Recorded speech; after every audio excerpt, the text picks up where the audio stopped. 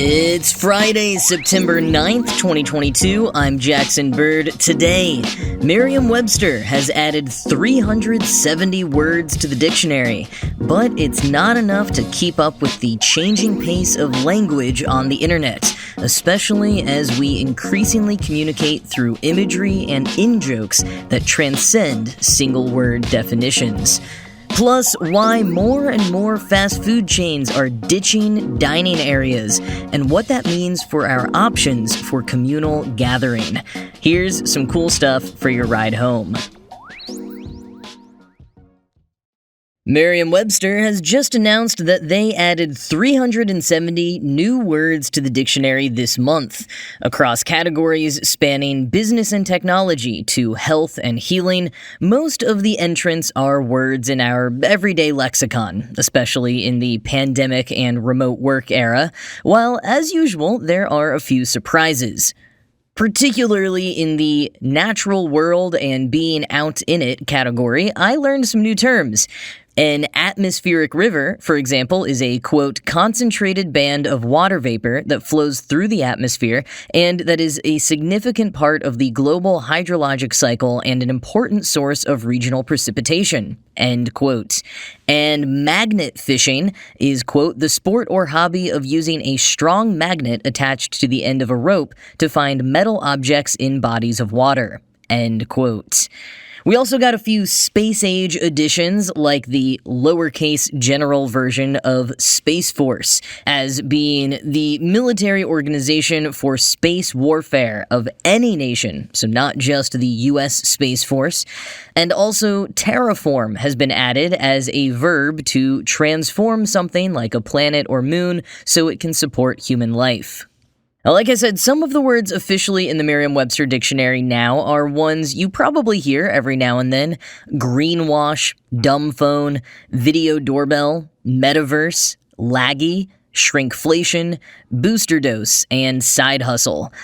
There are a significant number of words on this list, however, that I would have thought were added to the dictionary years ago.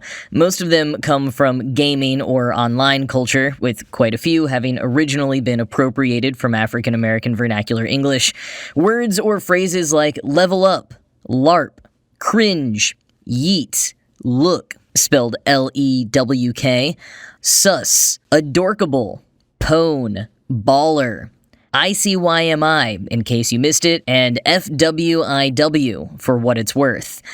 Sus might be a little bit newer to non-black speakers, but adorkable? How did that not get added in 2012, or whatever year it was that Zooey Deschanel burst onto the scene from inside a pink bubblegum bubble? And pwn? I mean, my high school made t-shirts with that word on them back in 2005, and we already thought we were using it in an ironic way back then.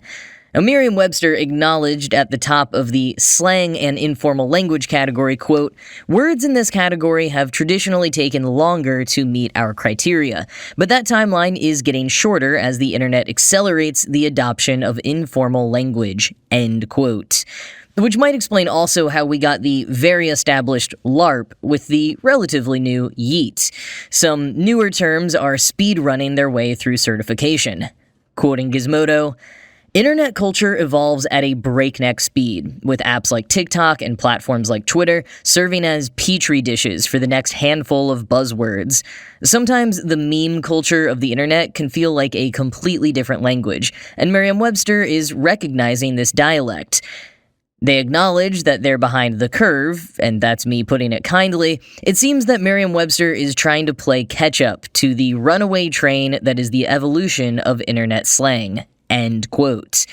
Runaway train is right, and it's not just the words. Mashable had to put out an article this morning explaining to all of us in the uncool camp why some people responded to the news of Queen Elizabeth's death with a string of crab emojis. Mashable explains that it all started in 2018 with an April Fool's video from Monster Car of crabs raving to a Noise Storm song. This video you may never have heard of has 200 million views on YouTube. That's largely in part because since its release, it's turned into a video that people post as a sort of good riddance to a public figure leaving office or passing away. It had already taken on a life of its own when Rush Limbaugh died in 2021, and a number of larger accounts, like comedian Jabuki Young White, posted the video, screen caps of the video, or simply crab emojis in response to the news, and it blew up from there. The crab emoji is now a relatively regular occurrence among certain subsets of the internet to show hype over someone else's misfortune. As Mashable puts it, quote, "This isn't the first time we've used emoji as another form of linguistic expression." End quote. They went on to give examples of Beyoncé fans spamming people with bee emojis when those people have attacked Queen Bey, or people adding sunflower emojis to their usernames to show solidarity with Ukraine. But it goes much further. Emojis and memes these days are capable of conveying a lot more depth and emotion than any single slang word. Which is maybe why putting slang terms in the dictionary feels like a death knell. Not so much because an official source gave them their stamp of approval and that feels as cringe as your parents suddenly using the word sus, but because individual words on their own rarely carry the same weight as visual memes, emojis, and references do. And apart from those not exactly being the kinds of things dictionaries include, it would also be near impossible to keep up with because the pace of turnover is so fast. So by the time a dictionary gets around to it, it's already stale. Though imagine if a database tried keeping up with all the memes and in-jokes. I mean, I guess Know Your Meme is pretty close. Weirdly, even though the turnover with memes is so fast, there are still a lot that stick, which get referenced and remixed time and again, even over a period of years, being resurrected at exactly the perfect moment. Ryan Broderick touched on this in today's edition of his Garbage Day newsletter, which sought to explain what the heck happened on some corners of the internet yesterday, including why such seemingly disparate terms such as Jungkook from BTS, Sans from Undertale, Trisha Paytas, the Destiel ship from Supernatural, Princess Diana, and Crabs were all trending on Twitter beside Queen Elizabeth. Each of those and more had clear pathways to the passing of the monarch via various memes, half-joking conspiracy theories, and in-jokes. But if you weren't in the know, it looked like garbled nonsense. And garbled nonsense, to anyone outside the gates of your own internet backyard, is basically our reality now. Quoting Broderick, "Because we have these centralized online feeds like Tumblr, Twitter, Instagram, and TikTok, big cultural moments are still getting compressed down into streams of information. But we also have pretty heavily fractured experiences of those centralized platforms. So massive global news stories get filtered through really strange prisms where no one's really in charge of them anymore. So 10 years ago, an event like this would have happened, and chances are you'd have gone to your favorite news site and read a tweet roundup about it. Or maybe you waited until the evening news, or maybe even the next morning's radio show or something. Now, there's just simply too much to recap, and too many recaps to parse, which makes memes the main way we express and process things now. Nothing else can really cut through, and there's probably no way we ever go back to the way things were. So if you found yourself yesterday on any platform wishing for people to be a little more respectful or a little less chaotic, or just wanted the headlines to be a little more organized, or just wanted things to slow down, I kind of have some bad news for you. Regardless of whether this is a good or bad way of understanding the world around us, this is just how it is now. End quote.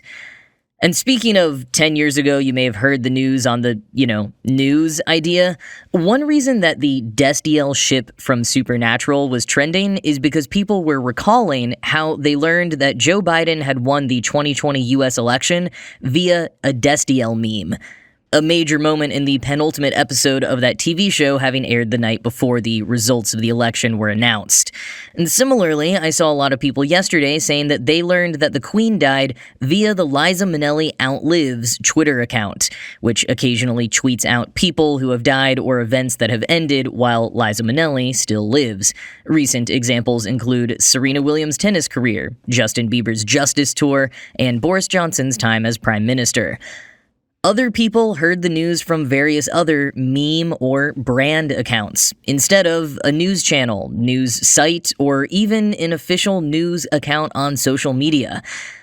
And one could make the argument that it's a bit like a return to the word of mouth era, when we might have heard news from interacting in person with fellow humans at work, or cafes, or in parks, or, I don't know, going back further, got our news from a town crier.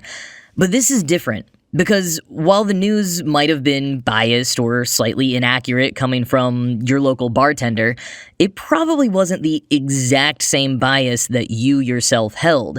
You might have actually disagreed strongly with the bartender. Now, our news frequently comes to us filtered through increasingly narrow layers of algorithmically crafted agreement, delivered to us in a language and with references that those outside our filter bubble online can barely understand. It's like a digital Tower of Babel, where we've all come together to the same place to discuss the same major story, but none of us can understand each other. And we may feel like we built the tower ourselves in some ways, but the real rulers, the ones with the keys to the cloud, they're the ones who have broken us up into silos and who hold the power to keep us unable to communicate. But it's not all doom and gloom necessarily. There is plenty of constructive dialogue happening on various platforms right now that is not being shown or distributed by major news networks in Western Europe or North America. So in some ways, sometimes we can learn more now than we ever did before when we all had the same one news source. And when major events happen, we do see the silos split, their denizens leaking out and bumping into one another. Most obviously causing messy arguments, but quietly, I have to hope, encouraging even more moments of self-reflection and learning, which I think is where our power ultimately lies. It doesn't exactly matter if you don't understand why Trisha Paytas was trending alongside Queen Elizabeth, or why one person's commentary was surrounded by crab emojis, but when you encounter something that is so vastly different from your worldview that you perhaps can't even parse the words at first, it is occasionally helpful to take the time to figure out why that is, or at least recognize that that person may have such a different view because they are clearly living in a wholly different online world than you are. And like Broderick said, maybe it's good and maybe it's bad that this is how we understand the world around us now, but the one thing that we can do is remember that. Remember what we're up against, and continually check our own biases and those of the posts we interact with. And whether it's funny memes and in-jokes or nefarious disinformation, so little online these days is actually what it seems. So I guess I have to give moderate credit to Merriam-Webster for attempting to create a source for people to look up emerging terms. This current effort, though, is so laughably behind the times that you are probably better off sticking to a source like Know Your Meme, our dictionary for a new era of communication that transcends language.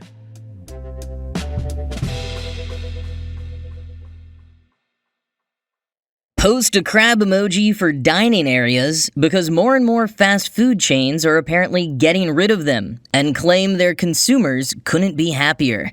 This, according to Henry Graybar, who outlined a number of examples recently for Slate, from a drive-through and app orders only Dunkin' Donuts in New Hampshire to the famous Taco Bell Defy in Minnesota, where customers can't even see the second floor kitchen. They just drive through on the ground level like at a bank and have their QR-prompted orders delivered to them via hidden dumbwaiter. He also mentions Chipotle's digital kitchens, including one in Cleveland that doesn't even allow customers inside the store. It's drive-through or pick up through a window only. Quoting Graybar, "What's driving this trend? Partly savings on real estate and labor, but mostly it's a response to consumer preference. Pushed by pandemic restrictions and pulled by the increasing ease of mobile transactions, customers have rushed into drive-thrus, delivery, and mobile ordering. Even with coronavirus fears in most Americans' rearview mirror, Chipotle's in-restaurant sales now account for just a third of its business. At Panera, which opened its first to-go-only locations this summer, that figure is under 20%. Like the parallel remote work phenomenon, the rise of what McDonald's calls the 3Ds, digital, drive-through, and delivery, may reflect an ongoing social atomization as the shared spaces that emptied out during the pandemic are slow to fill back up, to the point that walk-up, dine-in customers like me are no longer the focus, and might even be a nuisance. Often lauded as a vital third space for seniors, teenagers, and families in communities that lack friendly public spaces, McDonald's unveiled a concept store in 2020 that has no seating at all. End quote. And while we could be optimistic that savings on real estate, in some cases no need for a parking lot or a dining area, might mean lower priced menu items or, even better, higher salaries for workers, I do worry about that loss of third space if this trend really does take over with most chains. Alexandra Lang talks about this at length in her recent book, Meet Me by the Fountain, An Inside History of the Mall, and I also covered it a bit in a previous episode, link in the show notes. The public necessity of a climate-controlled, accessible space for people to spend time in. Sure, it would be nice if our local governments created more of those spaces, but since they won't, or here in New York City won't even open enough public restrooms to meet demand, corporations happily step in. Malls are, or were, of course, much better at filling this need than standalone fast food restaurants, which have a history of kicking out both teenagers and senior citizens who linger for too long without purchasing enough. But in a mall, it's a little easier to sit on a bench or at a table in a common space without being hounded to buy something from one of the stores. But I do think there are some places and some populations for whom even the third space of a fast food or fast casual restaurant is more important than in others. Speaking from my own perspective, having a place to sit is often the primary reason that I go to a coffee shop. The coffee is secondary. I might be meeting with someone, a friend or a professional contact, or I might need a place to work for a bit, whether because I'm traveling or my home internet is out. And as more and more companies ditch their offices, there will be more and more people in this situation, not having anywhere else to meet up with a colleague than at a cafe, or needing to escape their home office for one reason or another. As someone who has almost exclusively worked from home for the past decade, I can guarantee you that these problems arise, and without a physical office space to go to, coffee shops become your go-to. And even though some of these drive-through, digital-only experiments from fast food chains have happened in urban areas, even in Manhattan, I do get the feeling that they work better and are responding to consumer preference more in places dominated by cars. While here in the city, it's often tough to find open seating at a cafe. On a nice summer weekdays, I have gone to 4 different cafes in a row before finding one with an open seat I could snag to work at. When I go to coffee shops in suburban areas, I'm increasingly the only one sitting at a table. At Starbucks in particular, I've frequently been the only customer in the store while the drive-thru is bustling with pickups. Graybar brings this up too, that disconnect when you enter a cafe or restaurant and it seems fairly dead, but it still takes forever to get your order because it turns out there were a dozen online orders ahead of you. An easy fix, of course, if you can, is to simply put in an online order as well, or to remember to do so ahead of your next visit. But doing that usually means giving the restaurant chain your information. And as Graybar put it, after reluctantly placing an order through the Dunkin' Donuts app and getting an email ad from them a week later, quote, "I was part of the Dunkin' digital universe now, which is right where the company, owned by Atlanta-based Inspire Brands, wants me." End quote. Digital ordering might mean less cashiers they have to hire, which again optimistically could mean higher wages for the workers they still need. And app ordering specifically means the companies get even more of your data. So for corporate chains, it's definitely a win all around. Whether these experiments keep up or fizzle out remains to be seen. Maybe if the trend is very successful, it could actually be the push we need to create better third spaces, where you truly don't have to spend money to spend time in the company of fellow humans. Because after all, as Graybar put it, quote, "Let's be honest, fast food's appeal has always been the food, not the human connection and certainly not the ambiance," end quote. So maybe we keep the fast food fast and get our human connection and ambiance elsewhere.